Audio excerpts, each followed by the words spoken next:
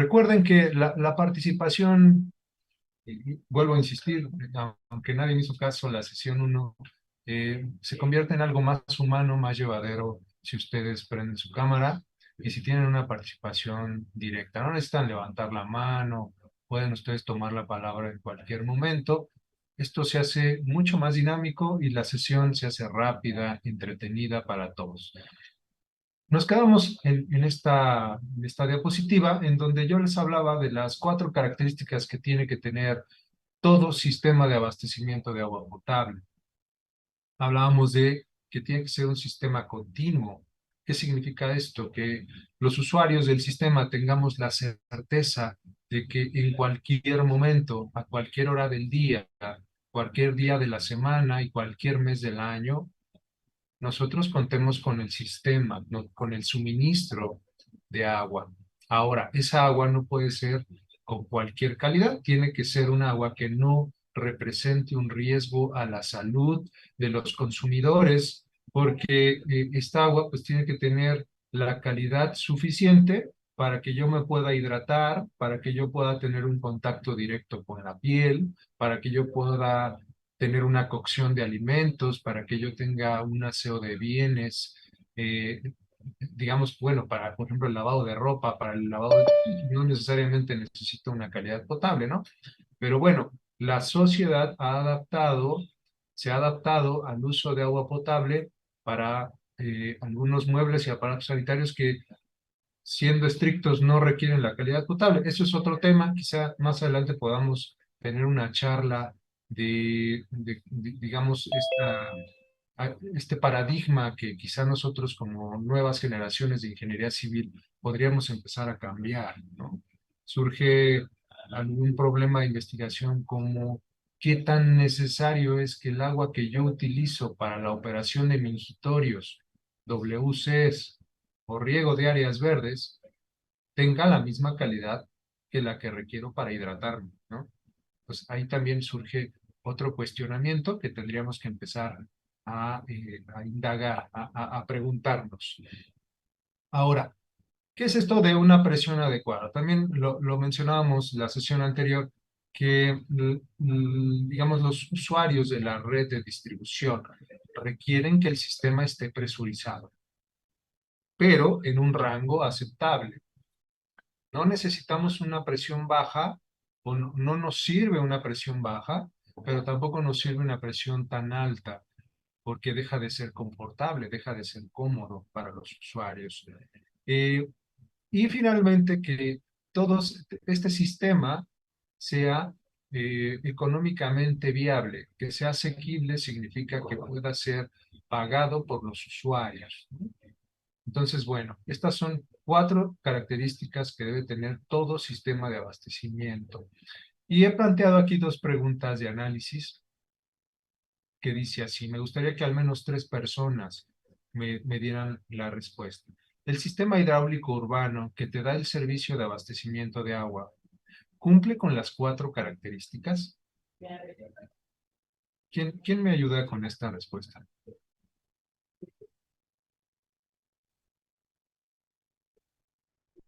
Yo, si Yo, quieres, profe. Adelante, David.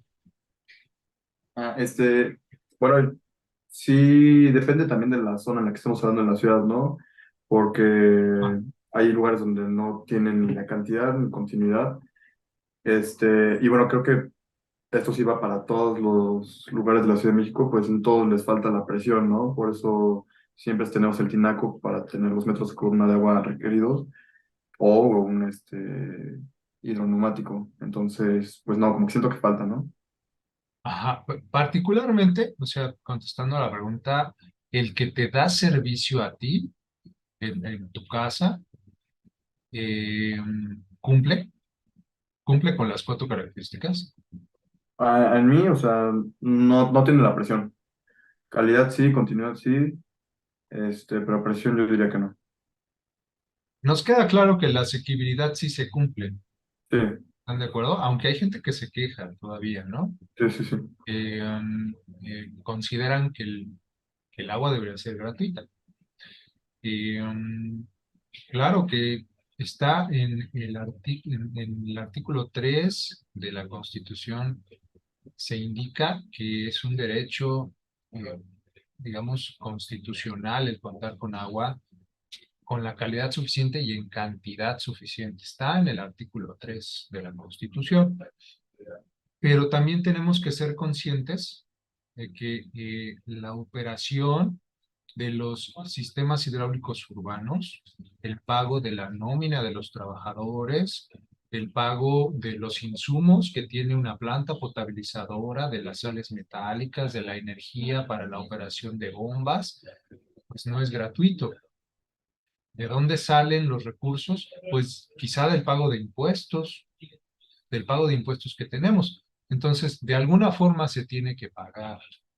Y si no tenemos, no tenemos los recursos suficientes, como lo decíamos en la sesión anterior, pues vamos a tener sistemas muy deteriorados, como los sistemas en algunas partes de la Ciudad de México, en donde las plantas, tanto potabilizadoras como de tratamiento de aguas residuales, pues ya terminaron su vida útil desde hace muchísimos años y están siendo reparadas todos los días porque algo les falla. Y bueno, esto es también un síntoma de una mala planeación y una mala recaudación de tarifas. Entonces, bueno, David nos menciona que en su caso no hay una buena presión y también ya se adelantó con la segunda pregunta, ¿no? ¿Cómo se subsana? Eh, ¿quién también quiere platicarnos en el caso de su casa si se cumplen estas cuatro características? Si tiene la certeza de que todo el tiempo cuenta con agua potable y si es económicamente viable. ¿Quién más quisiera participar? Si quieren, Yo quiero participar. adelante, Aaron. Sí. Bueno, al menos yo vivo en Jalapa, Veracruz, y la continuidad de- del agua no se da porque hay tandeos. De hecho, es un problema que tiene mi ciudad. Entonces, la calidad sí está bien, la presión es algo chistoso porque la presión no tampoco llega con demasiada presión, y la asequibilidad pues también está bien. Entonces, esos son tanto en continuidad y presión no se consideran tan buenos. Ok. Eh, ¿Te hidratas con agua de la red, Aaron? No, no, no, eso no. Bueno, ahí es un buscapié porque estás diciendo que no hablaste de la calidad. De la calidad, sí, sí, tiene. Entonces, en esa, eh, bueno, la calidad solamente es para, pues, uso para lavar trastes, en lavar los coches, lavadoras, bañarse, pero así para tomársela, no. Es interesante esta pregunta y esta reflexión que ustedes están teniendo en este momento. ¿Por qué no nos hidratamos con agua de la red? ¿Por qué habitantes del planeta en otras partes del mundo sí lo pueden hacer? El agua en el país está más deteriorada, los sistemas están deteriorados, hay desconfianza de la población, hay una mala campaña por parte de, a lo mejor, las embotelladoras de agua. ¿A qué le podríamos echar la culpa de que nosotros no nos hidratemos con agua de la red? ¿Por qué no podemos abrir el grifo de nuestra tarja en la cocina y llenar la jarra o llenar el vaso? ¿O por qué no lo hacemos? Adelante, Pedro. Puede ser tal vez una cuestión histórica que antes no se contaba con la calidad adecuada en el sistema de agua, pero actualmente me parece que en algunas ciudades pues sí es apta para consumo humano, pues. Por ejemplo, en el Cutzamala me tocó visitarlo el semestre pasado y ahí te dicen que está completamente, pues, tratada bien para que tú te la puedas tomar. Terminando el recorrido te ofrecen un vaso de agua ahí y todo eso, ¿no? Ujú. Entonces yo creo que más que nada es la desconfianza, pero también en algunos puntos, debido al mal mantenimiento de la infraestructura, puede llegar a contaminarse el agua. Entonces se tendrían que revisar muchos aspectos para poder ver si sí es apta para consumo humano o no, y en diferentes poblaciones del país.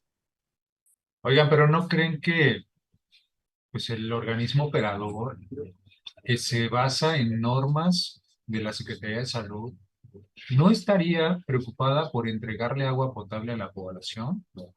¿No creen que sea algo que sí se esté cumpliendo? Lo acaba de decir Pedro. Pedro visitó el sistema Cutzamala, Los Berros, que es una visita técnica que tenemos año con año en materias como potabilización o como hidráulica de máquinas y transitorios, en donde nos damos cuenta de que pues se está entregando agua que por lo menos no representa un riesgo a la salud. Sabe bastante mal, Pedro, lo recordarás porque tiene una alta concentración de hipoclorito de sodio y entonces pues el sabor no es muy agradable, pero por lo menos sabemos que no nos va a provocar daño. David, adelante. Gracias. Yo también creo que es por este daño que hay en en la infraestructura. O sea, no necesariamente que no se entregue, pero como la infraestructura como tal, las tuberías como tal ya están dañadas, eso es lo que podría llegar a contaminar el agua. Eso es lo que me imagino, la verdad, no, eso sí no sé. Pero se dan cuenta cómo abordamos esta respuesta como yo creo, supongo, entonces no tenemos la seguridad de nada, pero también podría deberse a que sean prácticas heredadas de nuestros padres, de nuestros abuelos, una desconfianza de la cual no estamos seguros. Pero ¿cuál es la realidad? Los ingenieros civiles estamos capacitados para diseñar sistemas hidráulicos urbanos que entreguen agua con calidad potable. ¿Por qué si nos enseñan eso en la escuela, por qué la población sigue teniendo esa desconfianza? ¿Cuánto le invertimos como ciudadanos a nuestra hidratación en el país? Somos el primer lugar en el mundo en consumo de agua embotellada. ¿Quién se beneficia de eso? Pues la industria que las embotella, ¿no? ¿Cuánto nos cuesta una botella de litro y medio? Más de 10 pesos, como 17 pesos, una cosa así.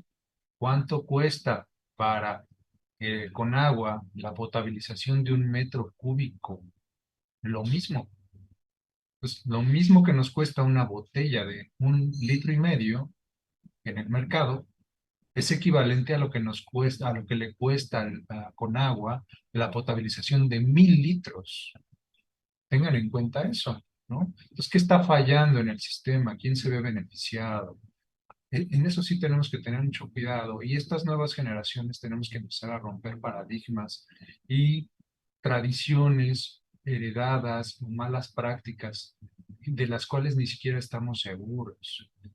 Estoy seguro que muchos de ustedes van a tomar decisiones dentro de muy poquito tiempo, o si no es que ya las están tomando, en organismos operadores, en secretarías de gobierno, y entonces tenemos que hacer bien las cosas. Si nos enseñan a diseñar sistemas de abastecimiento de agua potable, así se llama, agua potable, entonces démosle a la población la certeza de que el sistema que se está generando va a tener estas 4 características.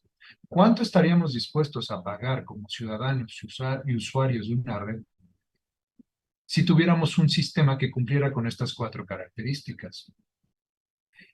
Tengan en cuenta esta pregunta, la vamos a contestar en unos minutos, pero sí me gustaría que también empezáramos a reflexionar en la segunda pregunta. ¿Qué acciones lleva a cabo la población para subsanar las deficiencias en los sistemas de abastecimiento de agua potable? ¿Qué es lo que hace? ¿Qué es lo que hacemos los ciudadanos para subsanar las deficiencias de las cuales ustedes me han hablado, tanto de la Ciudad de México como de Jalapa, Veracruz, en donde se entrega en bloque, en donde hay una sospecha de que no es calidad potable y de que no hay una adecuada presión?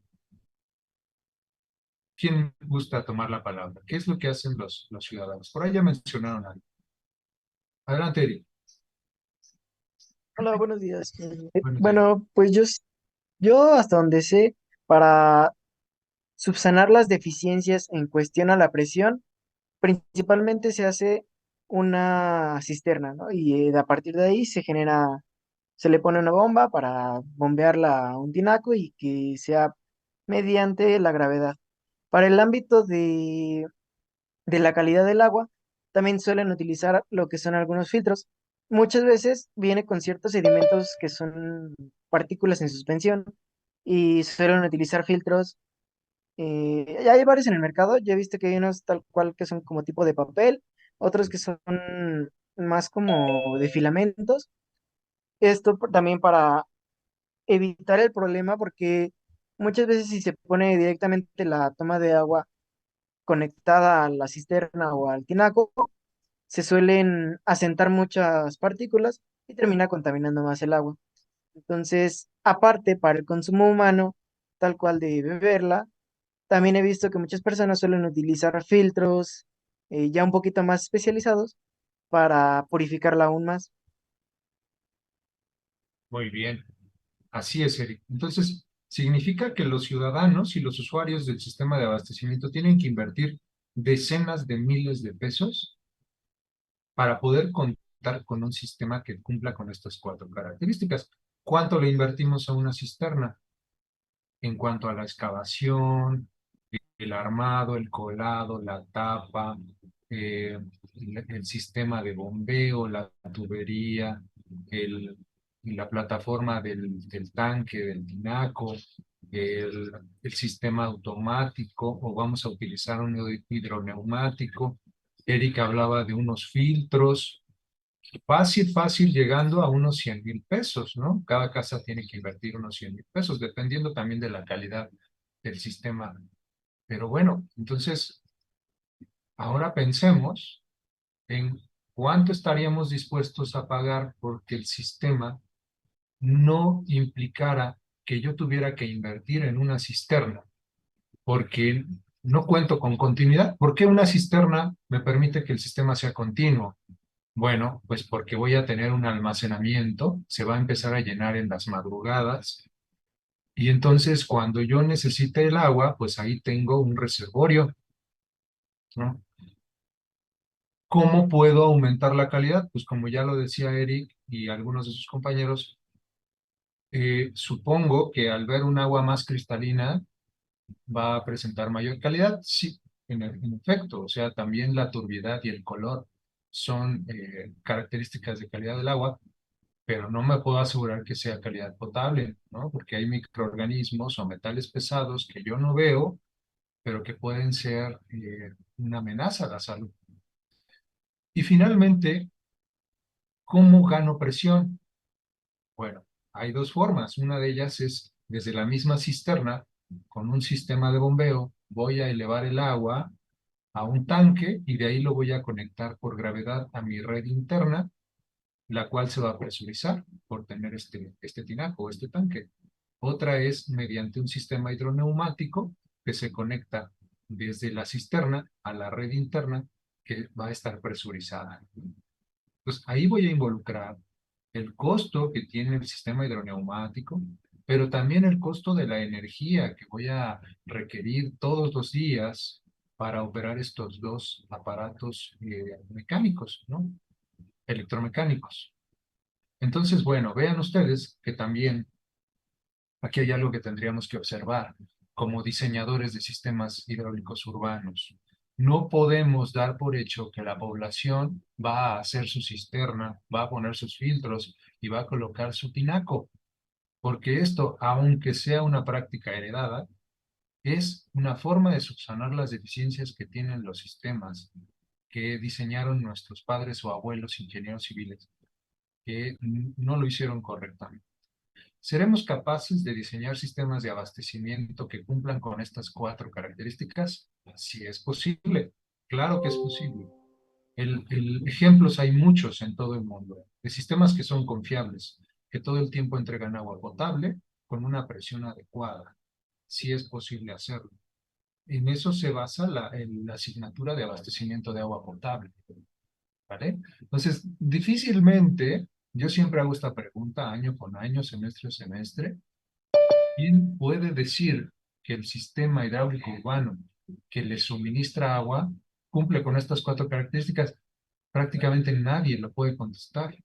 ¿Qué está pasando? ¿A quién le compete? ¿Es culpa del ingeniero civil? Posiblemente sí. Posiblemente sí ha habido algo que está fallando en estos sistemas. Bueno, ¿alguna duda hasta aquí, ingenieros? ¿Algún comentario? ¿Algo que se nos esté pasando de cómo subsanamos estas deficiencias? Muy bien. Profe, yo solo tenía duda. Dígame. Entonces, sí asegura que la calidad sí es buena. Sí aseguramos, bueno, existe el laboratorio central del SACMEX, que se encuentra en Xotepingo, el cual lleva a cabo toma de muestras a los sistemas de abastecimiento, a las plantas potabilizadoras, y reporta los resultados, ¿no? Mm. Entonces, así nos podríamos dar cuenta. Yo, por ejemplo, en donde yo vivo, pero porque yo conozco dónde está el manantial, porque he visitado la planta potabilizadora, yo sí me hidrato con agua de la red, yo sí me hidrato con agua del grifo, ¿no? Pero porque yo conozco el manantial y por la formación que yo tengo, pero entiendo perfectamente el por qué la población tiene esta desconfianza que ha heredado y ante la incertidumbre, pues dice, mejor consumo agua embotellada. Y usted me puede decir, no, pero yo compro agua de garrafón. El agua de garrafón es agua embotellada. Sigue siendo, nada más que la botella es más grande.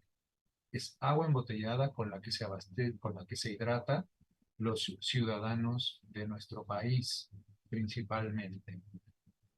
Bueno, Perdón, un sí, último David. punto. O sea, yo, bueno, su casa está aquí en la ciudad satélite, en el Estado de México. ¿Cómo podría yo acceder a esa información de dónde está el pozo de agua, el manantial, del cual mi red de distribución se abastece?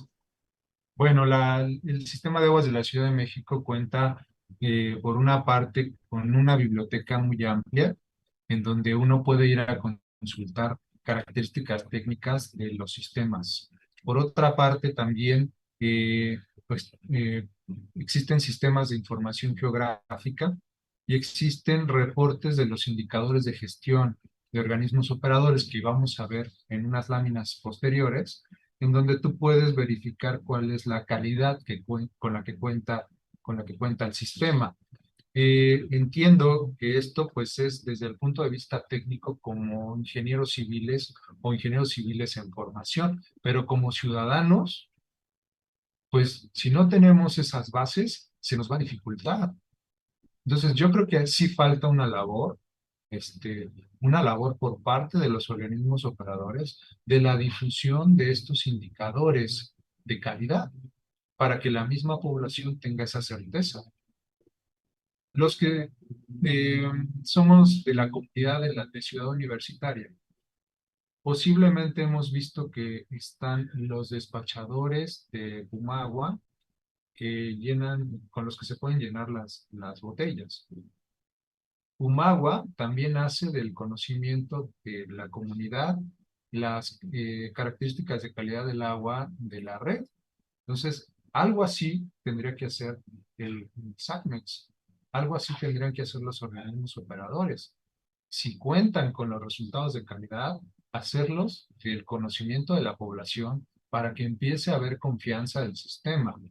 Y si no hay confianza en el sistema por parte del mismo organismo operador, hacer las reparaciones y la capacitación suficiente para que esto suceda, porque es una inversión multimillonaria la que tiene que hacer la población para subsanar las deficiencias que tienen los sistemas. Hay que darnos cuenta de eso, ¿no? Si sumamos todo lo que cada una de las casas está invirtiendo, son miles de millones de pesos que invierte la población, que quizá con un pequeño porcentaje de esa inversión podríamos tenerla en un sistema macro, en un macrosistema que funcione correctamente, ¿no? Bueno, ¿cómo puedo garantizar la continuidad? ¿Cómo puedo garantizar la calidad y la presión? ¿A qué elementos del sistema le compete cada una de estas características? Entonces, bueno, aquí a grandes rasgos, haciendo un zoom out del sistema hidráulico urbano, de izquierda a derecha, tengo, pues en la parte izquierda, tengo las fuentes de abastecimiento, tengo, pues, de fuentes superficiales, tengo, digamos, de embalses, tengo de pozos, de ahí van a una planta potabilizadora, pasa por una línea de conducción, llega a un tanque de regularización, otra línea de conducción se conecta a la red de distribución y de ahí empieza el sistema de alcantarillado. ¿A quién podríamos eh, relacionar la continuidad a todos estos elementos? ¿A qué elementos le podríamos relacionar la continuidad? Bueno, para empezar, la elección adecuada de la fuente de abastecimiento. En la sesión anterior nos hicimos sensibles y conscientes del análisis de la oferta desde un punto de vista ambiental para mitigar los impactos ambientales. Pero también, si yo quiero que un sistema sea continuo, voy a hacer un análisis hidrológico de las fuentes de abastecimiento para que me garanticen una continuidad, para que el caudal que yo pueda tomar de cada una de estas fuentes me sea suficiente para las necesidades que tenga la población, ¿correcto? También, para que haya continuidad, debo de tener los elementos necesarios electromecánicos y las obras civiles para que el sistema no falle, para que yo tenga un funcionamiento 24/7. ¿Cómo puedo garantizarlo? Bueno, pues con una adecuada planeación. Yo no puedo depender de una sola bomba. ¿Por qué? Porque si esta llega a fallar, imaginen ustedes el tiempo que tiene que transcurrir en que llega el equipo de mantenimiento, la desensambla, la lleva a taller, le da mantenimiento y en ese momento, todo ese tiempo, la población se queda sin abastecimiento de agua. Tengo que cuidar eso. Si yo sé que dependo de una sola bomba, pues el sistema está muy vulnerable. Si yo dependo de un solo operador, si éste se enferma, si éste hace huelga, pues también ahí habría una vulnerabilidad en el sistema.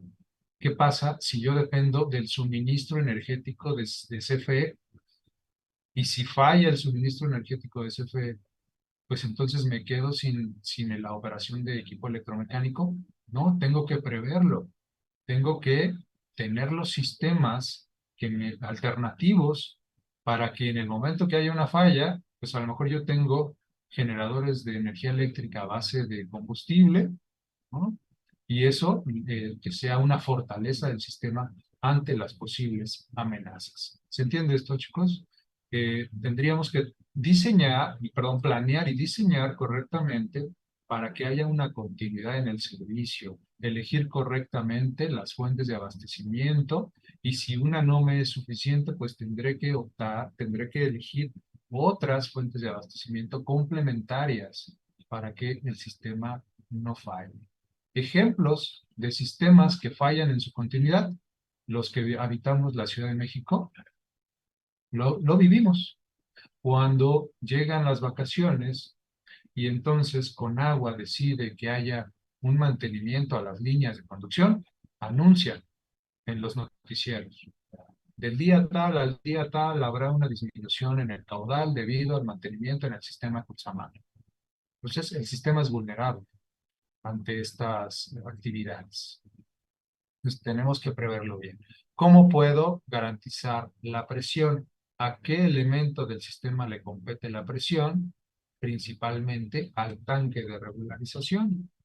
Este elemento que yo tengo aquí, el tanque de regularización, dependiendo de la altura a la que se encuentre, creo que se ve mejor en esta, dependiendo de la altura a la que se encuentre el tanque de regularización, también será la presurización que tenga la red de distribución, ¿sale? Pero en este dibujito que yo tengo aquí, ¿dónde se encontrará el usuario más desfavorable? Es decir, al que le llega una presión más baja. ¿Quién me ayuda con esta respuesta? ¿Dónde se encontrará en esta red de distribución el usuario más desfavorable o el punto más desfavorable? Adelante, Eric. En las esquinas, ¿no? En las esquinas, ¿te parece en la esquina superior derecha? Sí, es la que se ve más alejada.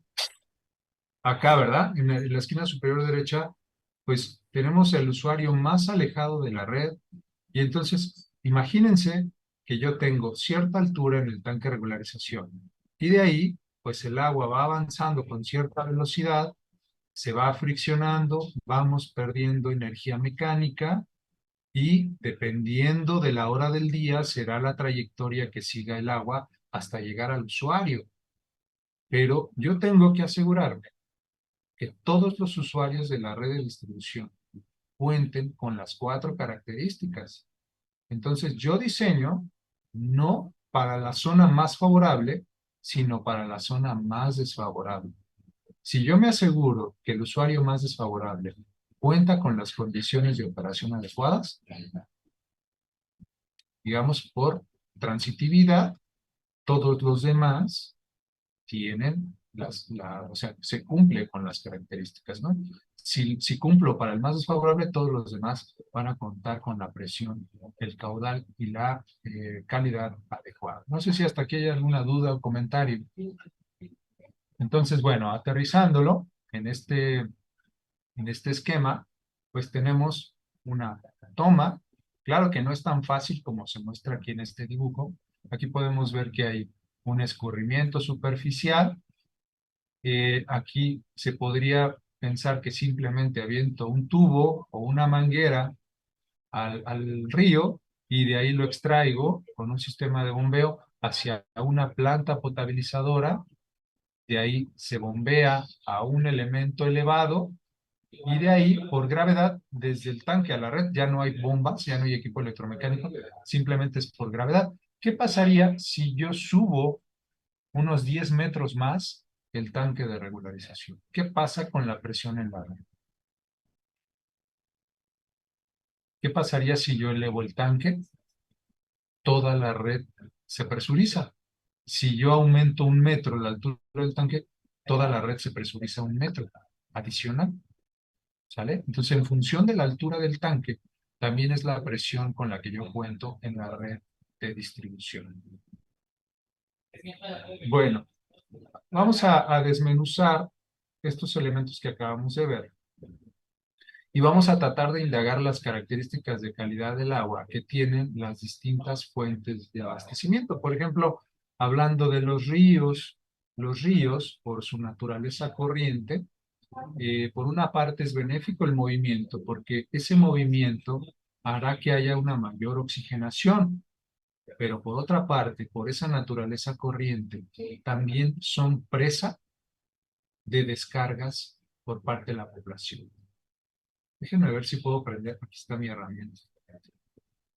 Voy a tratar de dibujar un centro urbano, ¿no? Entonces, piensen ustedes que aquí se encuentra una localidad y aquí se encuentra otra, ¿no?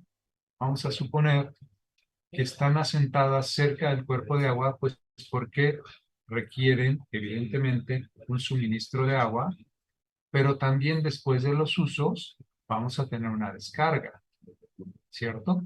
Pero ¿qué pasa aquí? Que aguas abajo, pensemos que el río fluye en este sentido. ¿Sí se ven mis garabatos, chicos? Sí, sí se ven. Sí, sí se ven. Ah, ok. Entonces, bueno, tengo un suministro y tengo una descarga. Pero ¿qué pasa con esta siguiente población? Se va a abastecer del mismo cuerpo de agua y va a tener una descarga. Entonces, si a lo largo de este río yo tengo varios centros urbanos que están haciendo uso de esa fuente superficial, imagínense las características de calidad que tiene el cuerpo de agua hacia el final, unos kilómetros más adelante, ¿sale? Donde ya se concentraron los contaminantes, ¿no? Entonces, es importante aquí entender que los ríos son presa de descargas sanitarias que deterioran las características de calidad. Listo. ¿Qué pasa ahora con Los embalses. Los embalses, lagos y lagunas también son pues utilizados como fuentes de abastecimiento. Algunos de ellos pues son naturales. Si nos encontramos en nos encontramos en una cuenca endorreica, donde hay una acumulación del agua, es también posible el abastecimiento a las localidades. En qué parte del embalse o del lago voy a tomar el agua? Bueno, si yo analizo en todo el cuerpo de agua la calidad, me daría cuenta que en el centro del cuerpo de agua y en la superficie es donde se encuentra la mejor calidad. ¿Por qué? Porque si yo analizo digamos, la batimetría que tiene el cuerpo de agua, decimos que en el centro está más hondo y después sube, pues yo vería digamos, en la periferia yo tengo una cercanía con el fondo.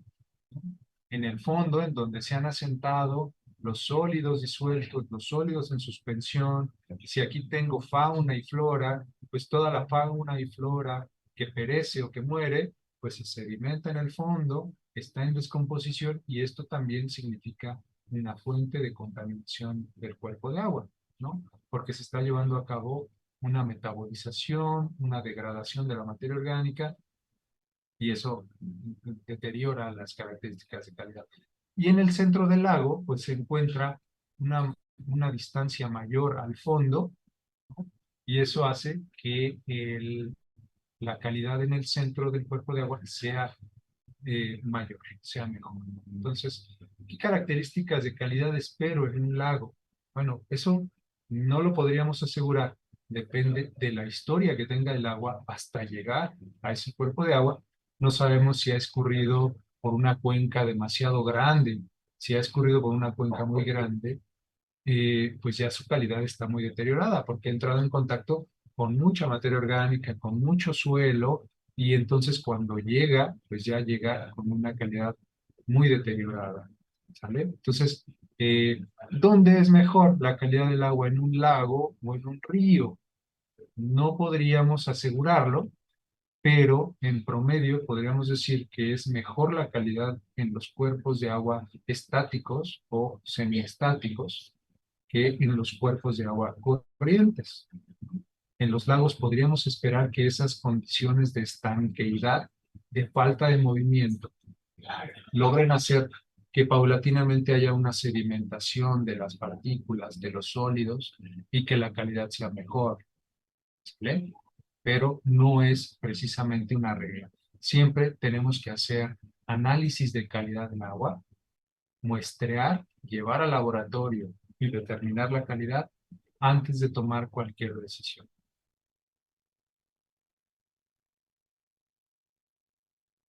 Bueno, ¿y qué pasa con los acuíferos? Con las aguas subterráneas. Las aguas subterráneas, como la que tenemos en la fotografía, pues les llamamos acuíferos. Los acuíferos es una formación rocosa en donde es susceptible el almacenamiento de agua y que ésta puede ser aprovechada por los seres humanos. Existen los acuíferos que son confinados y existen los acuíferos libres.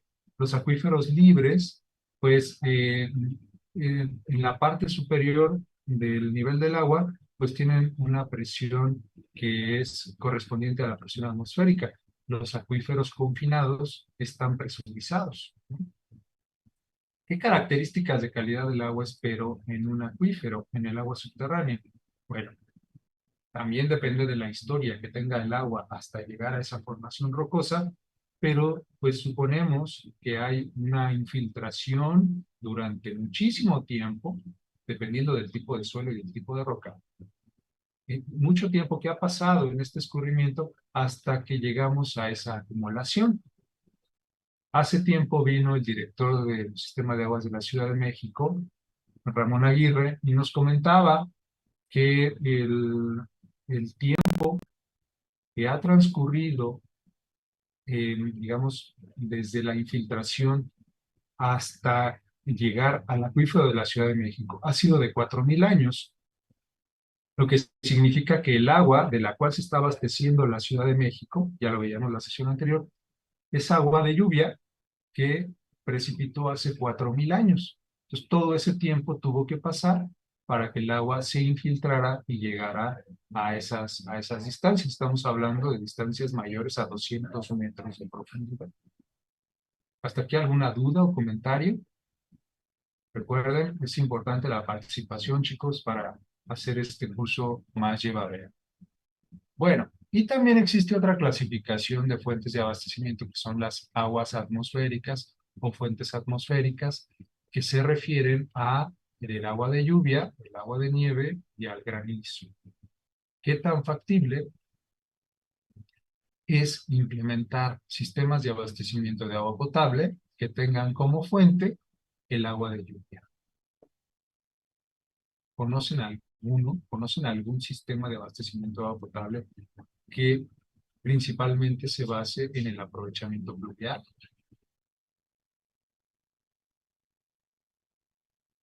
Profesor, esto aplicaría más que nada, bueno, desde mi experiencia sería en las comunidades rurales, es donde se basa todo su sistema en la captación de agua pluvial por medio de, pues, almacenamientos. O sea, cuando llueve, ponen canaletas y recolectan toda esa agua.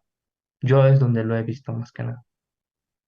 En zonas en donde quizá no ha habido el proyecto de un sistema de abastecimiento de una fuente superficial o de una fuente subterránea, ¿no? Podríamos hablar de máximo un conjunto de casas. Yo sí he visto en zonas rurales que existen las ollas de agua, también conocidas como jagüeyes, que son, digamos, excavaciones que se hacen en las montañas, en los valles, en donde se aprovecha el escurrimiento y se concentra en esta olla de agua, la cual tiene evidentemente que tener una impermeabilización para evitar su infiltración, ¿no?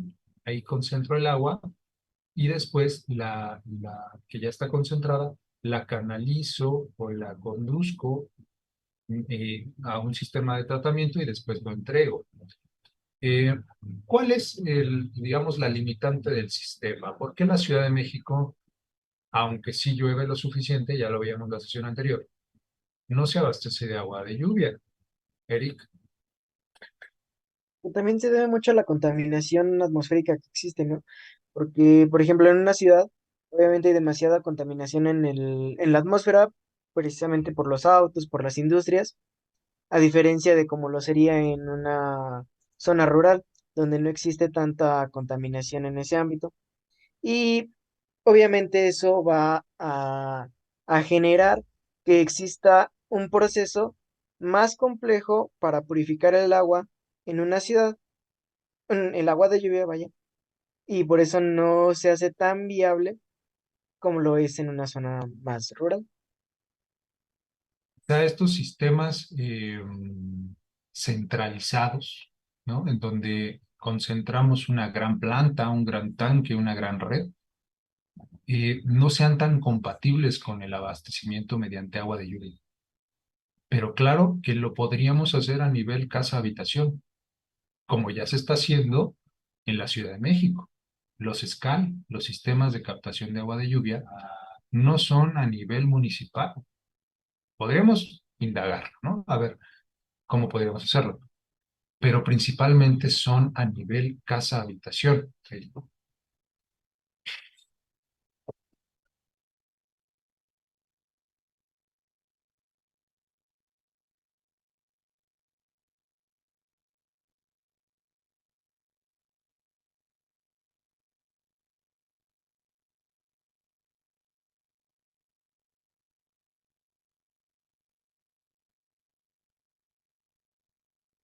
Perdón, chicos, siguen ahí, no sé qué pasó con mi computadora. Em, bueno, decía yo que estos principalmente son en casa habitación. A ver, me gustaría escuchar primero, creo que fue Adriana y después Fátima. Adelante, Adriana. Bueno, yo sí había escuchado, creo que ya tiene varios años, un programa que es como se llama Cosecha tu lluvia o algo así, y que justo creo que es más adaptado a casas habitacionales, porque había visto más o menos cómo era, y pues primero hacen como ahora sí que cuando llueve, pues se recolecta toda esa agua, luego pasa por una canalización y después se separan con las primeras lluvias, porque las primeras lluvias, por lo que había leído, es que es ácida el agua, entonces eso se separa y se almacena aparte. Y luego ahora sí ya llega como a por decirlo, a un tinaco donde ahora sí ya se recolectan las otras lluvias y pasa por la desinfección ahí también. Y ya después ahora sí se almacena pues en, pues ahora sí que los otros abastecimientos que tenga la casa, como como son pues sus otros tinacos que tengan. Pero sí yo había visto más o menos que cómo se hace y también pues se separan como los residuos que puedan tener como hojas o algunos pues basuritas de otro tipo. Entonces creo que sí, sí había escuchado de ese programa. Sí, Adriana, es como lo mencionaste, ese es el programa de cosecha de agua de lluvia. El, el gobierno de la Ciudad de México tiene un programa en donde se van a instalar 100,000 unidades de captación de agua de lluvia y son en casa habitación. Adelante, Fátima. Precisamente iba a hablar de ese programa que es el de cosecha de lluvia, pero pues solamente es por alcaldías. Lamentablemente solamente como creo que son tres los que se utilizan y pues vaya, son las que son como que más lejanas, las aledañas a la ciudad, a las que están más pegadas como a áreas rurales. Y justamente el agua que se separa, como mencionaba Adriana, se tenía pensado como para el riego, como en el caso de Milpa Alta, pues la gran mayoría de las casas aún cosechan sus propias cosas y demás, pues para eso se utiliza el agua que se aparta, el agua que no es tan apta y se tiene un filtro. O sea, en todo el sistema, primero pues se recolecta a través de canaletas en los techos de las casas y ya va bajando, pasa a un sistema de filtración y posteriormente es cuando se divide el agua. Así es, Fátima y Adriana. Estos sistemas, bueno, pues, fíjense que este tema es muy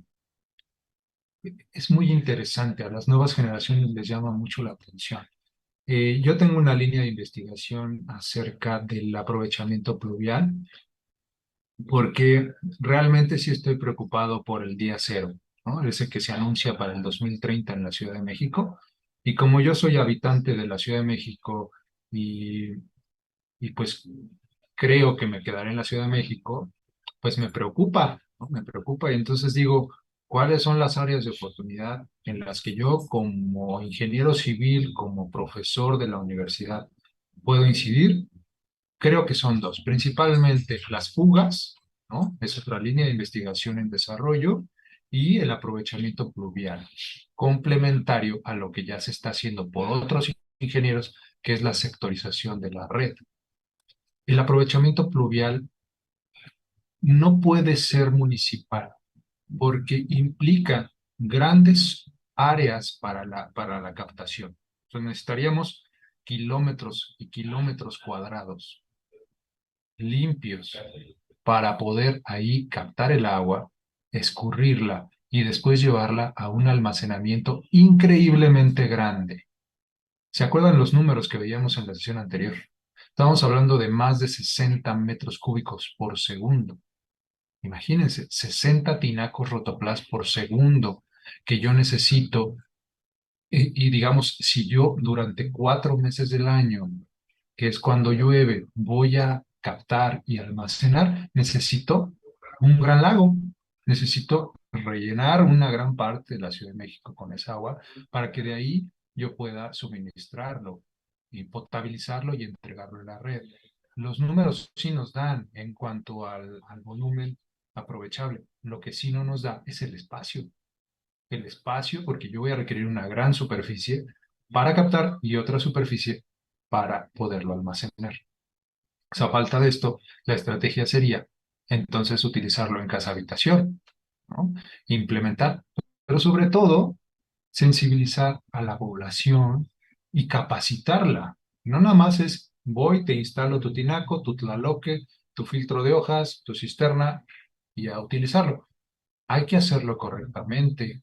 Ya lo decía, me parece que Eric o David, que también existe la contaminación atmosférica. ¿Con qué se contamina la atmósfera?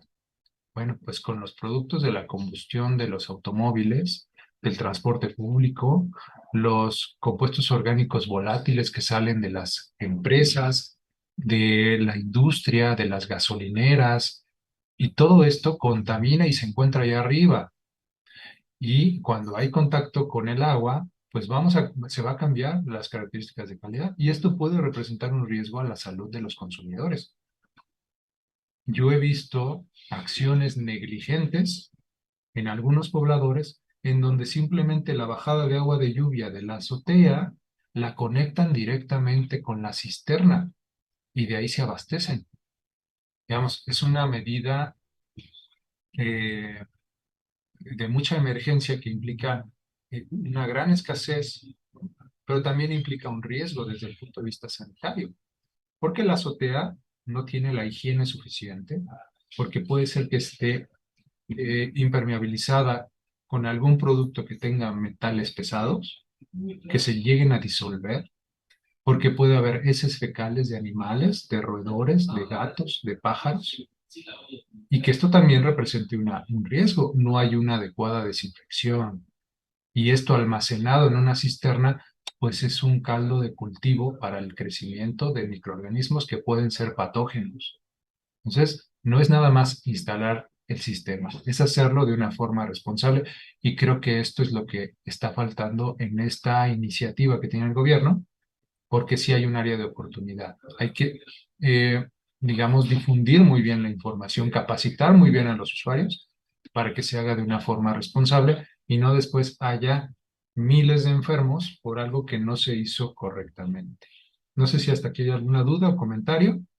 Si no, continuamos. Bueno, también un sistema de abastecimiento de agua potable, pues cuenta con obras de captación. Aquí tenemos algunos ejemplos. Esta fotografía precisamente, esta que vemos aquí en medio, es una olla de agua. Fíjense cómo aquí se está impermeabilizando con una geomembrana.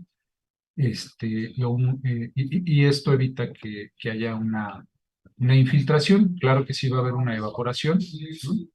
Pero gracias a este almacenamiento puedo yo tener un suministro para principalmente cuestiones agrícolas. Tengo pozos que pueden ser someros, es decir, de baja profundidad, o pozos que pueden ser profundos. También dependiendo de la profundidad que tenga el pozo, pues será la calidad que tenga. Esto que estamos viendo aquí es una obra de captación para una fuente superficial. Fíjense cómo se interrumpe el flujo de agua, se le coloca un vertedor, tengo un canal de llamada y de aquí lo conecto. Fíjense cómo estoy de alguna forma con esta forma trapezoidal. Estoy disminuyendo la velocidad con la que avanza el agua. Aquí en este canal a lo mejor tengo 1 metro por segundo de movimiento. Cuando se ensancha la sección transversal por continuidad, disminuye la velocidad. O sea, al aumentar el área, disminuyo la velocidad. ¿Y qué provoco con la disminución de la velocidad? Pues que también haya un asentamiento de las partículas que pueda ser que tenga el agua. Si yo estoy arrastrando arenas, pues esto me funciona como un desarenador, una trampa de arenas, para que después aquí se conecte la línea de conducción y la lleve a la planta potabilizadora. Lo que tengo aquí en la imagen de la derecha, en la parte de abajo, es una caja de manantial. Esta caja de manantial no es más que una obra civil que se coloca en un manantial, también llamado ojo de agua, en donde pues se le da cierta estanqueidad, cierta altura, no demasiada porque puedo cambiar las condiciones de digamos, de salida, ¿no? Del manantial, inclusive lo puedo perder. Si yo tapo el manantial, el agua busca otra salida y puede ser que yo pierda ese manantial. Si yo lo destapo, ya no sale agua, porque ya encontró otra salida. Es importante verificar esto. Bueno, también el sistema de abastecimiento cuenta con elementos para la conducción. Y no es nada más colocar un tubo entre origen y destino.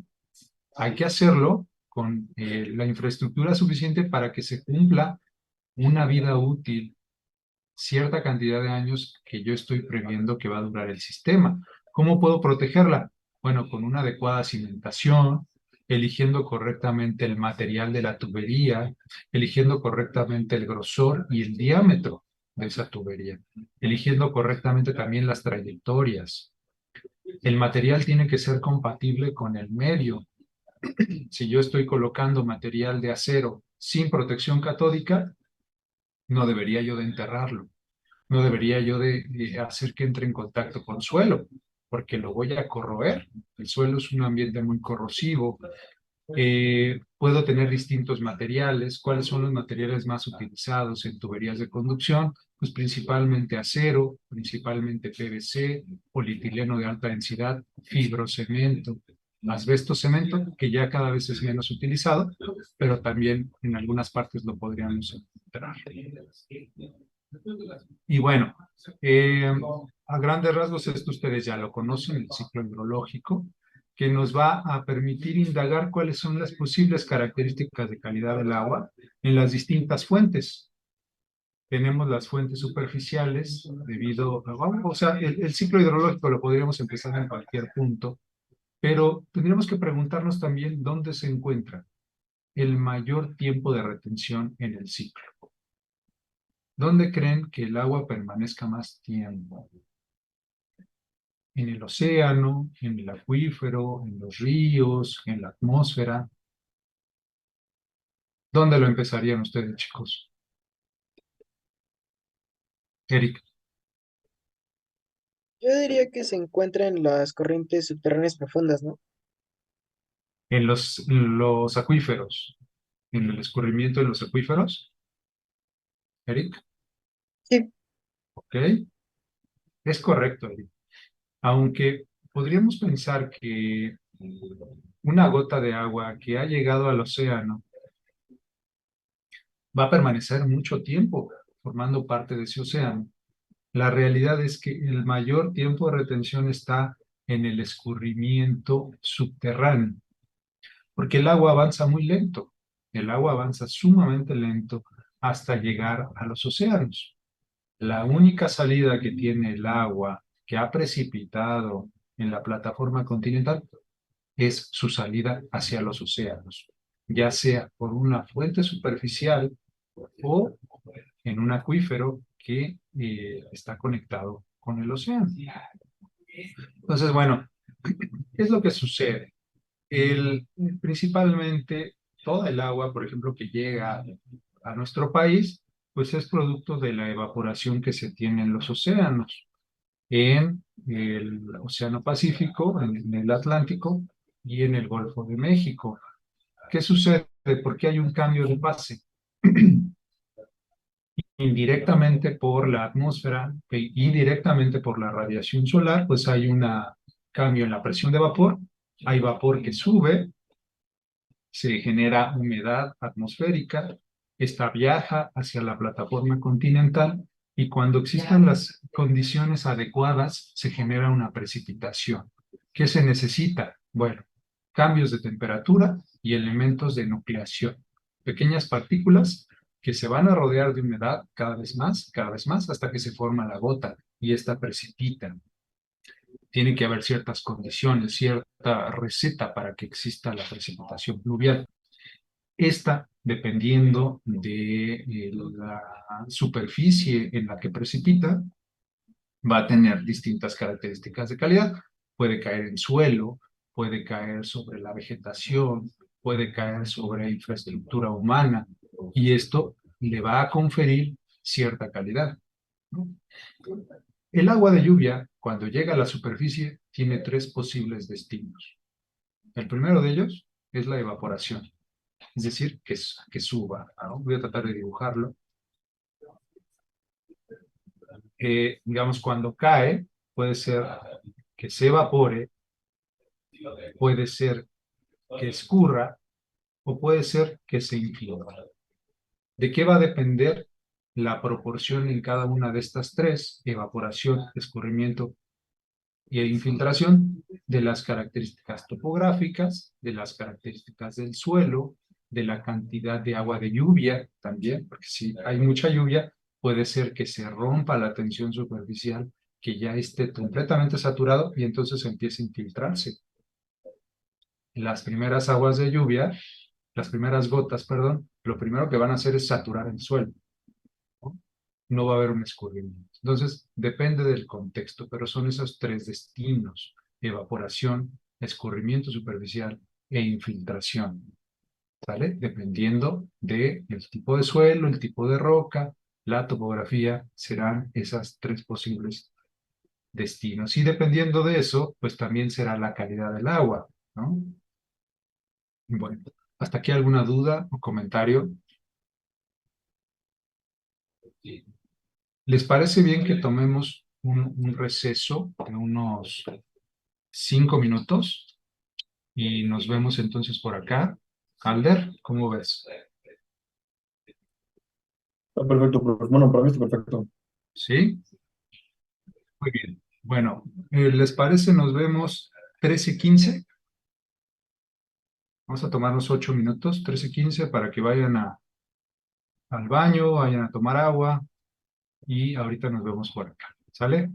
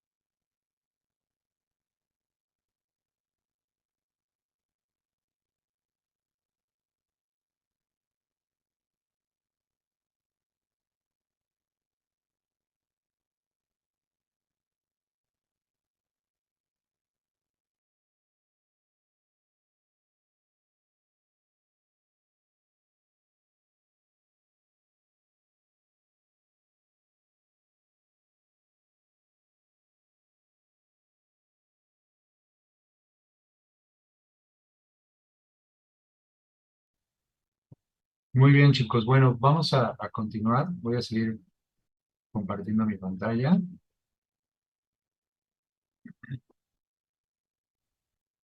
Y bueno, el siguiente elemento, después de las fuentes, de las obras de captación y de las líneas de conducción, es llevar el agua hacia un sistema de tratamiento que pues cumple la encomienda de entregar agua con las características de calidad que la hagan apta para el uso y consumo humano.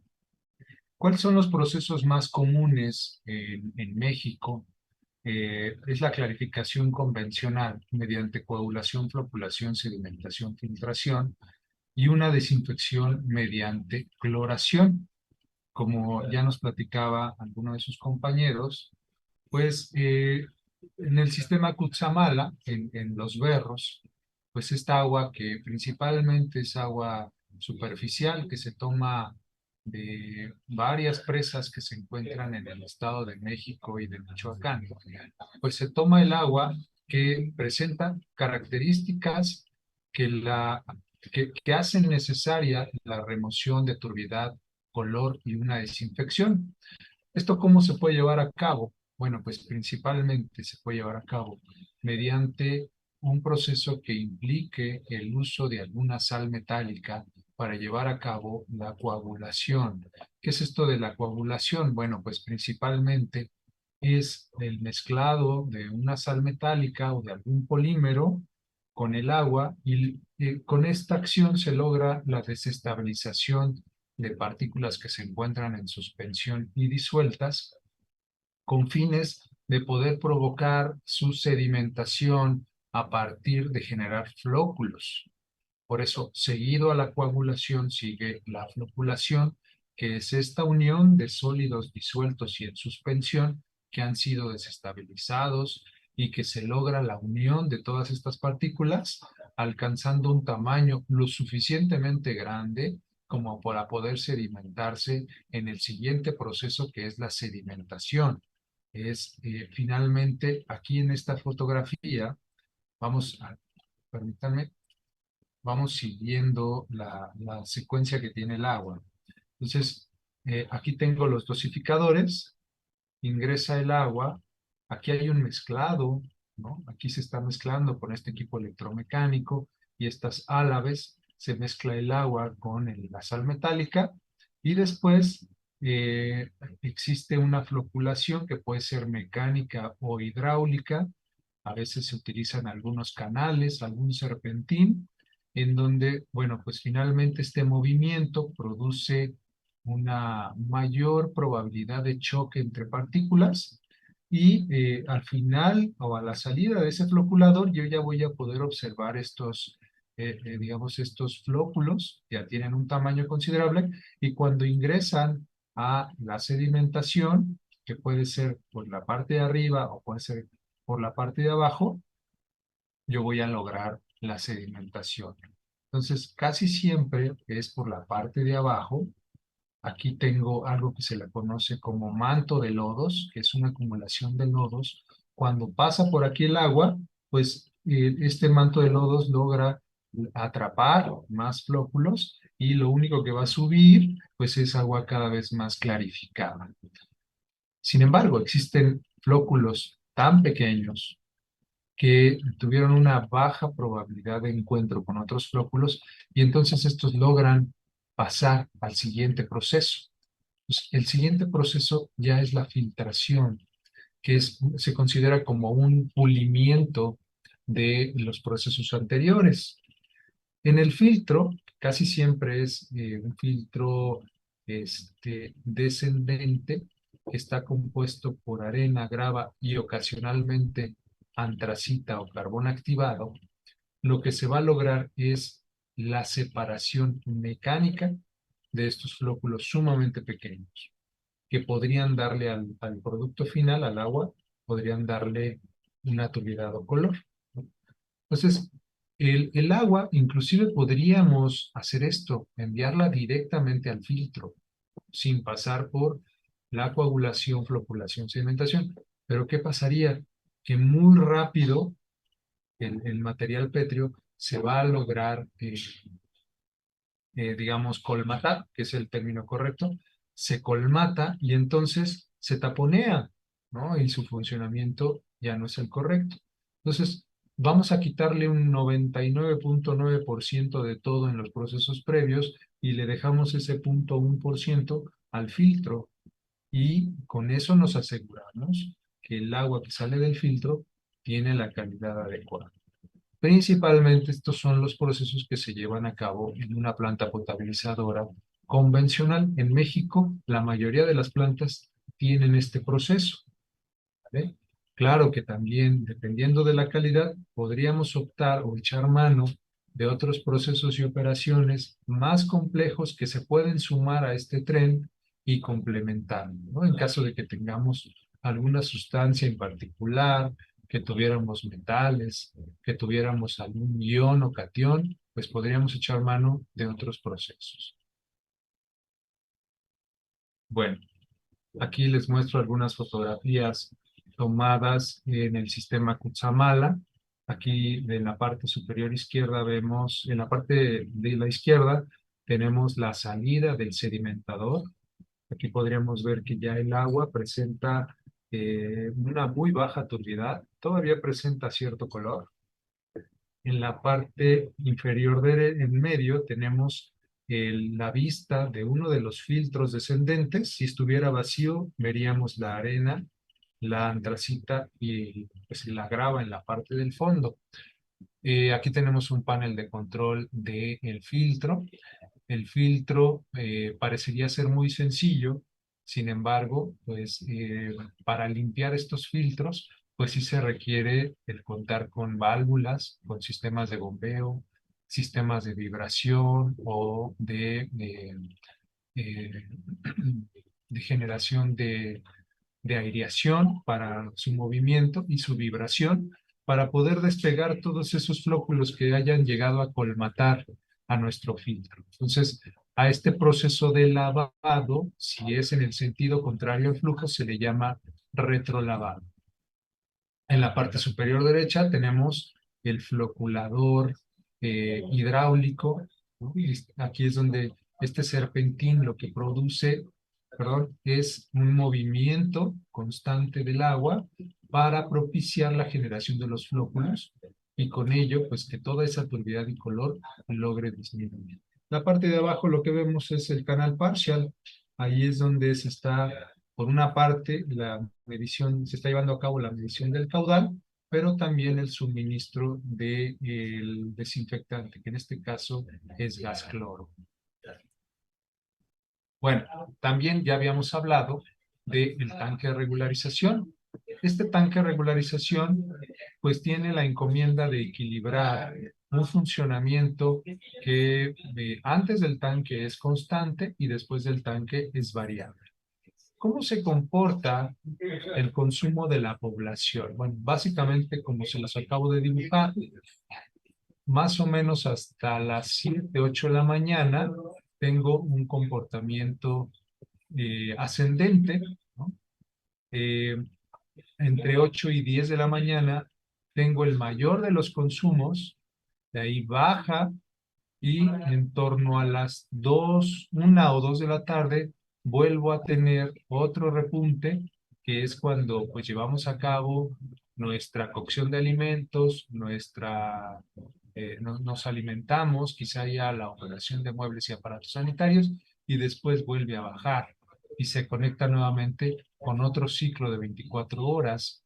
¿Qué es lo que sucede? Bueno, pues vamos a tener que hay una incompatibilidad entre el comportamiento que tenemos antes del tanque, que es esta línea recta, porque aquí lo que voy a tener es un sistema de bombeo, ¿no? Desde la planta potabilizadora yo voy a impulsar el agua hacia el tanque, pero pues estos sistemas electromecánicos casi siempre me envían la misma cantidad de agua, ¿no? Entonces voy a tener un comportamiento constante, pero la población a la que se conecta, digamos aquí tengo la red de distribución, a la que se conecta esta línea de conducción, pues obedece a ciclos orgánicos, ¿no? Todos los días desayunamos en torno a la misma hora, nos saciamos en torno a la misma hora, comemos a la misma hora, quizá hacemos la operación de muebles y aparatos sanitarios a la misma hora, y esto es un comportamiento cíclico. Entonces, esa incompatibilidad entre un comportamiento constante y uno orgánico, lo logro contrarrestar con este tanque de regularización. ¿Qué pasa en esta zona? Esta zona que yo tengo aquí. Lo que tengo es que la población me va a consumir menos agua que la que está entregando la planta potabilizadora. ¿Qué pasa con todo este volumen de agua? Suponiendo que esto es un gasto y esto es el tiempo. No sé si alguien quiera contestar. ¿Qué sucede con el agua que no está consumiendo la población, pero que sí me está enviando la planta potabilizadora? ¿Qué le hago a esa agua? La guardo, la desperdicio, la mando a drenaje, la regreso al cuerpo de agua. ¿Alguna idea? Eric. Pues lo más viable sería almacenarla, ¿no? Precisamente para los picos que se requieren posteriormente, porque es cuando se va a consumir más agua de la que se está suministrando. Así es. Entonces, ahí es donde Eh, se va.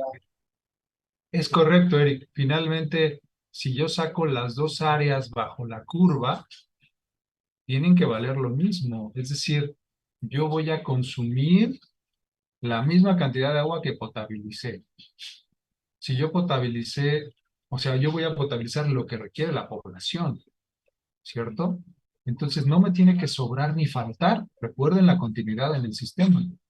Entonces, esta agua no es que me esté sobrando en 24 horas, yo la voy a tener que utilizar en otro momento, quizá aquí, cuando la población me requiera más agua que la que me está enviando el sistema de bombeo. Entonces, ¿dónde la guardo? La voy a guardar en el tanque.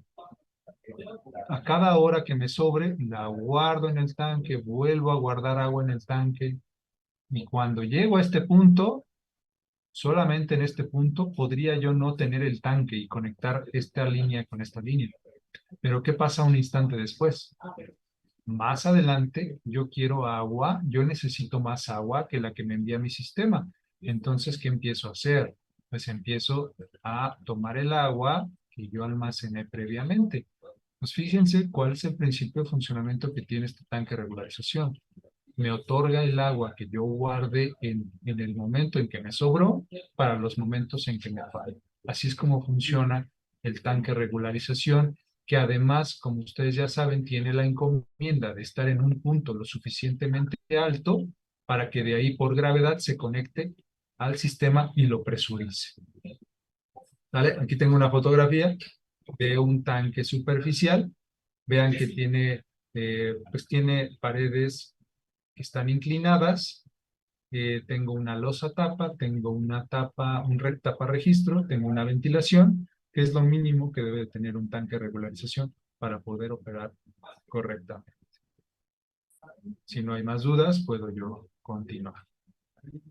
Y bueno, pues finalmente, el último elemento del sistema de abastecimiento de agua potable es la red de distribución. La red de distribución, pues tiene la encomienda de entregar el agua a los usuarios del sistema, comerciales, industriales, servicios públicos, a las casas habitación de distintas clasificaciones socioeconómicas como alta, media y baja.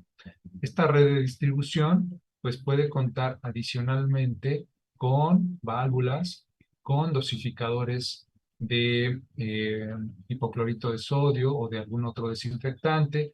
Puede también tener medidores de presión, medidores de calidad, entre otros elementos. Bueno, ¿cuál sería el siguiente elemento del sistema hidráulico urbano? Aquí es donde ya viene el sistema de alcantarillado, ¿no? Empieza el sistema de alcantarillado y, pues bueno, yo aquí tengo una subclasificación del sistema de alcantarillado. Ya no estamos hablando de la entrega de agua potable o que cumple con la norma 127, sino de sistemas que pueden ser naturales o sistemas que pueden ser intubados, ¿no? Ya que van a conducir agua residual. Estos sistemas naturales deberían ya de estar en desuso en los centros urbanos. ¿Por qué? Pues porque en estos va a escurrir agua que tiene altas concentraciones de materia orgánica, que tiene metales pesados, que contiene microorganismos que pueden ser patógenos, y lo cual puede representar un riesgo a la salud de los habitantes. No sé si ustedes han visto este tipo de infraestructura en la Ciudad de México, pero por ejemplo, hacia el oriente, en la alcaldía de Tláhuac, en Iztapalapa, hacia Valle de Chalco, todavía podríamos encontrar estos canales.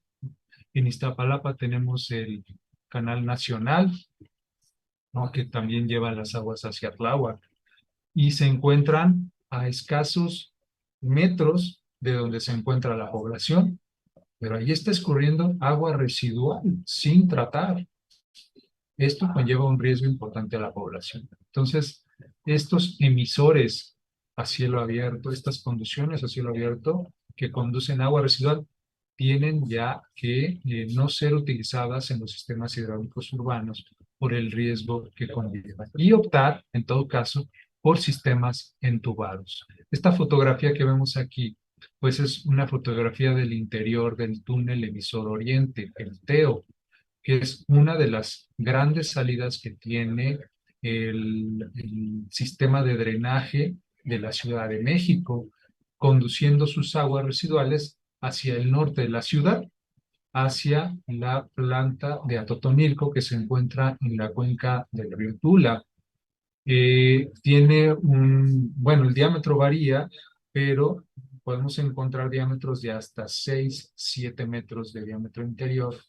Aquí ya no son tubos prefabricados, sino más bien el sistema de conducción ya se construye en el mismo sitio. Se hace una excavación mediante maquinaria especializada con un escudo giratorio que está dando vueltas, y todo el material de rechazo se va conduciendo mediante bandas transportadoras, se va sacando, y en el mismo momento se va conformando esta tubería mediante prefabricados que tienen esta forma, que se llaman dovelas, se van acoplando entre sí, y después se les da un terminado final, un repello interior, para que todas estas muescas pues no signifiquen una rugosidad adicional y que se entorpezca el flujo de agua, ¿no? Entonces, bueno, tenemos estas dos clasificaciones, pero también ya contamos con sistemas urbanos de drenaje sostenible, los llamados SUDS. Estos sistemas principalmente deben de ser utilizados en la conducción de agua de lluvia. ¿Qué podemos ver aquí? Por ejemplo, esto es una zanja de infiltración que va a conectar el agua de lluvia que se capta en estas zonas, y la voy a disponer directamente en el sitio en donde precipitó, o si no en el mismo sitio, a unos escasos metros. ¿Qué lo conforma? Bueno, voy a hacer una oquedad en el terreno. Voy a analizar la permeabilidad que tiene el suelo. Y también es importante eso. Si yo tengo un suelo que es muy impermeable, pues se me va a dificultar la infiltración del agua de lluvia. Pero ¿por qué debería yo de preferir que el agua de lluvia se quede en la cuenca en donde precipitó? Bueno, porque si no, yo tengo una alteración al ciclo hidrológico, ¿vale? Si yo la entubo y la saco de la cuenca y la llevo hacia otra cuenca, voy a generar un desequilibrio ecológico. Lo ideal es que el agua se quede en donde precipitó, ¿no? Entonces, una forma de aumentar el tiempo de retención del agua es mediante esta infiltración. Entonces, yo observo aquí que tengo unas tuberías, tengo material pétreo, tengo un geotextil. Este geotextil va a evitar que el material pétreo entre en contacto con el suelo, o que haya una fuga de finos y que finalmente el agua tenga un volumen suficiente para poderse acumular y después lentamente empezar a infiltrarse. En la fotografía del centro tengo un pozo de absorción. Vean que aquí tengo prefabricados de concreto que tienen orificios que me permiten que el agua, aquí no se ve la tubería, pero va por aquí, en la parte de abajo, descarga el agua de lluvia y de ahí se va a infiltrar hacia el terreno. Vean que también en torno al pozo de absorción también tengo material pétreo que me va a permitir una lenta infiltración del agua de lluvia. En la fotografía del lado derecho puedo ver una zanja de infiltración que le va a dar servicio a toda esta zona. No sé si alcancen a ver que es como una vialidad donde yo voy a tener una captación. Aquí tengo un invernal o una boca de tormenta. Aquí se infiltra el agua. A ver, voy a tratar de dibujarlo. Tengo una zona, ¿no? Piensan ustedes que es una microcuenca.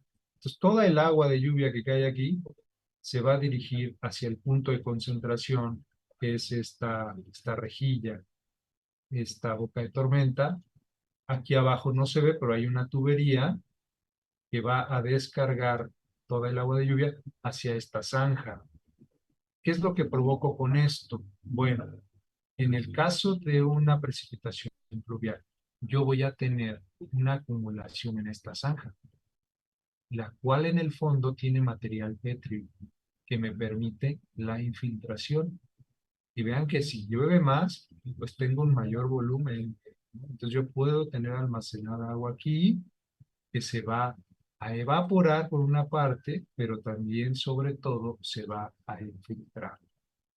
Es importante que los ingenieros civiles en formación consideren estos elementos alternativos para el drenaje de agua de lluvia. Evidentemente esto no lo podemos hacer con agua residual.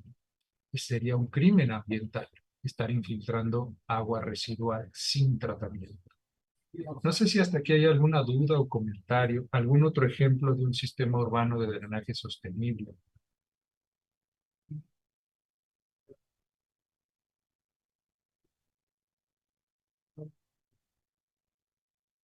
Muy bien, bueno, y también tenemos una clasificación en el alcantarillado, ya lo habíamos hablado en la sesión anterior, donde tenemos un alcantarillado que puede ser combinado y un alcantarillado que puede ser separado. Esto se puede explicar en esta fotografía que se encuentra en la parte superior. Imaginemos que esto es el centro urbano y estas líneas que se encuentran aquí es el sistema de alcantarillado. Ese sistema de alcantarillado termina en un único tubo, puede ser un colector, en este caso ya sería un emisor, que se va a conectar a, a un rebose de aguas combinadas. Es un elemento que nos permite que cuando el nivel sea demasiado alto, yo no voy a enviar el agua a la planta de tratamiento, que es la que se encuentra aquí. No puedo someter a la planta de tratamiento a un caudal para el cual no está diseñado.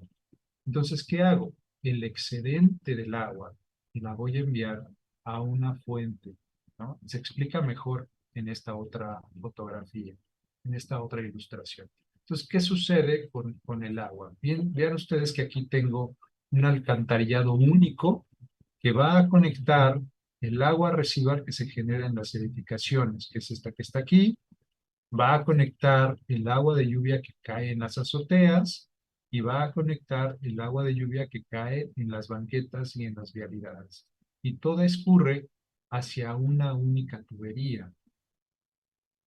¿Qué tengo aquí? Bueno, pues en tiempo seco simplemente tengo la generación de agua residual, que ésta sigue su trayectoria, da la vuelta y se dirige hacia la planta de tratamiento de aguas residuales, ¿no? Y se entrega a esa planta. Pero ¿qué pasa en temporada de lluvia? Bueno, adicional a la generación de agua residual, también voy a tener la generación de agua de lluvia de las azoteas, de las vialidades, y se incrementa notablemente el caudal. Y entonces envío una gran parte de ese caudal, lo envío a la planta de tratamiento, pero esta planta de tratamiento no va a poder con todo ese caudal porque estaríamos afectando el proceso de tratamiento y entonces ese excedente se envía a un cuerpo de agua. ¿Sale? Es importante entender que dada la proporción que hay entre el agua residual y el agua de lluvia, existe una gran dilución.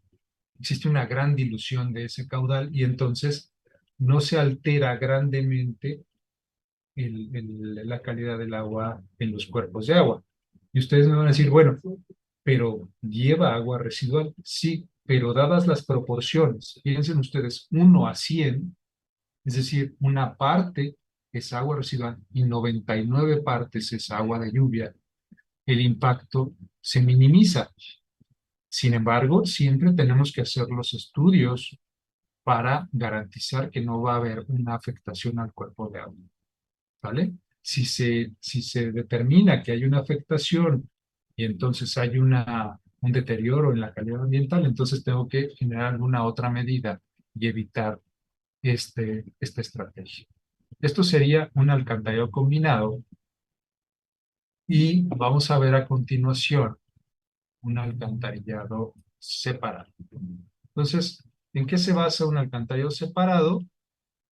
Pues básicamente son 2 tubos, aquí los puedo observar, estas 2 tuberías, por una parte tengo la conducción de aguas residuales y otro tubo mucho más grande que conduce las aguas pluviales. Ven que aquí está conectada a las banquetas, a la vialidad, y también tengo la descarga desde las azoteas. Ven que aquí tengo dos conexiones al tubo de aguas pluviales. Por una parte lo que se concentra en las vialidades y por otra parte lo que se concentra en las azoteas de los edificios. ¿Cuál tiene que estar arriba? Pues principalmente, digamos, la del agua de lluvia. Si llegara a haber alguna fuga, pues esta puede llegar a mojar el tubo de aguas residuales, que sería una situación menos adversa que si fuera al revés. Si yo coloco por la parte de arriba el tubo de aguas residuales y hay una fuga, este puede llegar a contaminar el flujo de aguas pluviales. Por eso el del agua de lluvia va por encima del tubo de aguas residuales. ¿Y cómo funciona? Bueno, utilizando la misma ilustración. Vean ustedes que aquí tengo la generación de agua residual que se va a la planta de tratamiento y otro tubo que casi siempre está seco, pero que cuando hay agua de lluvia, entonces sí conduce el agua directamente al cuerpo de agua. Ese sería el alcantarillado separado. Y bueno, como les comentaba, yo les voy a compartir esta presentación. Aquí, digamos, ya no nos da tiempo de analizar con detalle la secuencia o el diagrama de flujo, pero aquí tengo todos los procesos, los procedimientos que sigue el agua desde su generación en el alcantarillado combinado y el separado hasta llegar al cuerpo de agua o a la planta de tratamiento. ¿Cuáles son los elementos que integran al sistema de alcantarillado? Bueno, pues tenemos dentro del predio, piensen ustedes que este es el paramento o la fachada de la casa. Tengo su cimiento, tengo su banqueta, tengo la vialidad. Básicamente tenemos un último registro que va a recibir las aguas residuales que se generan en la edificación. Y yo debo de tener una conducción a gravedad y a superficie libre. ¿Qué significa esto? Que los tubos no deberían de ir llenos, no debo de tener carga de presión dentro de los tubos. ¿Por qué? Pues porque la carga de presión aumenta el riesgo de fugas.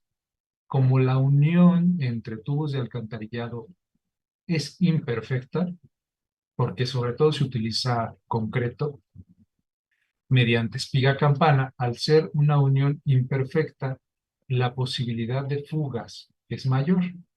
Entonces, la Comisión Nacional del Agua nos pide que los tubos de alcantarillado sean estancos, es decir, que no haya ni exfiltración ni infiltración, pero no siempre se cumple.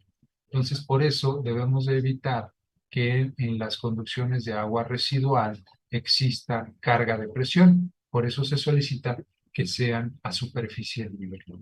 Entonces, este sistema inicia con el último registro. Tengo los tubos de albañal, los cuales usualmente tienen una pendiente del 2%. Tengo el albañal interior, el albañal exterior, y este se va a conectar con la red de atarjeas. En el caso de alcantarillado sanitario, se tiene que tener un diámetro mínimo de 20 centímetros. En el caso de alcantarillado pluvial, un mínimo de 30 centímetros. Y este tubo, que ya se conecta en las vialidades, debe de tener una profundidad, a la cual se conoce como colchón mínimo. Yo no puedo dejar la tubería muy cercana a la superficie. ¿Por qué? Pues porque los esfuerzos que se van a generar aquí en la superficie, el paso de vehículos pesados, eso puede generar esfuerzos en la tubería que logren hacer que esta, digamos, llegue a fallar o se colapse. Entonces, entre más profundo sea la inmersión del tubo dentro del suelo, mayor será la distribución de esfuerzos en el suelo y menor la incidencia de los mismos en la tubería, ¿no? A esto se lo conoce como colchón mínimo. Y para finalizar esta descripción del sistema hidráulico urbano, pues haciendo un zoom out, es decir, viéndolo desde más arriba, pues yo vería que esas redes de atarjeas, que son esos tubitos, se van a conectar, estamos en este tubo, donde cuenta que lo que acabamos de ver es esta conexión que se va a conectar a la red de atarjeas. Estos se van a conectar a tubos cada vez más grandes. En este caso, este tubo tendría un flujo hacia la derecha, este tubo tendría un flujo hacia la izquierda, ¿no? Y todos ellos descargan hacia un tubo todavía más grande, que se llama colector, ¿no? Este tubo pues, va a tener un escurrimiento hacia la parte de abajo. Dadas estas flechas de escurrimiento, ¿cómo se imaginan que sean las curvas de nivel? ¿Hacia dónde está disminuyendo la cota? Si yo tengo este escurrimiento hacia abajo, este hacia la derecha y este hacia abajo, pues tendríamos más o menos algo así, ¿no? Curvas de nivel que están haciendo esto. Estamos teniendo un escurrimiento hacia la izquierda y un escurrimiento hacia abajo. Entonces tengo redes de atarjeas, subcolectores, colectores, y estas van a descargar hacia otro tubo todavía más grande, que es el emisor, ¿no? Entonces este de aquí es el emisor, y esto va a descargar hacia una planta de tratamiento de aguas residuales, ¿no? Ya sabemos la importancia que tiene que el agua residual se lleve a un sistema de tratamiento, y el agua residual tratada ya puede ser dispuesta en un cuerpo de agua, ¿no? Por ejemplo, en este caso, en un río que tenga su escurrimiento hacia esta planta, ¿no? Entonces, ustedes ya hasta este punto de la sesión ya son expertos en los elementos que integran un sistema hidráulico urbano, desde la captación hasta la disposición final en un cuerpo de agua. No sé si hasta aquí hay alguna duda o comentario. Bueno, ustedes ya están preparados en este momento para poder hacer un análisis de la demanda. Eh, sí quería ponerlos en contexto porque el darles la receta de hacer la demanda, el análisis de la demanda, pues es sencillo. Básicamente sumar consumos, dividirlo entre el número de habitantes, determinar demanda de agua, dotación y aportación. Pero esto tiene que ser complementado con un criterio que les permita tomar las mejores decisiones. Por una parte, ustedes ya son conscientes de la importancia que tiene la oferta, el análisis de la oferta de agua. Y por otra parte, conocen todo el contexto de un sistema hidráulico urbano, que les va a permitir que la última sesión, que es la del viernes, ustedes puedan tomar las mejores decisiones en un análisis de la demanda. ¿En qué actividades de la ingeniería civil es necesaria o es pertinente el saber el análisis de la demanda?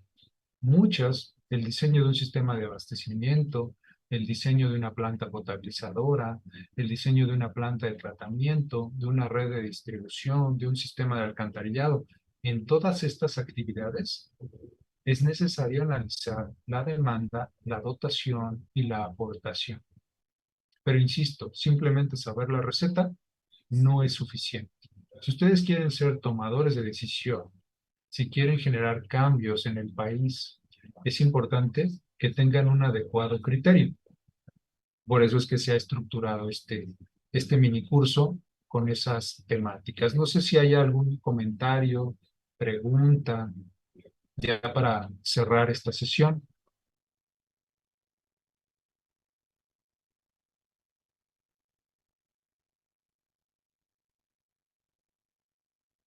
Y si no, Alder, bueno, pues con eso cerraríamos la sesión para que la próxima sesión empecemos con el análisis de la demanda. Gracias, Eric.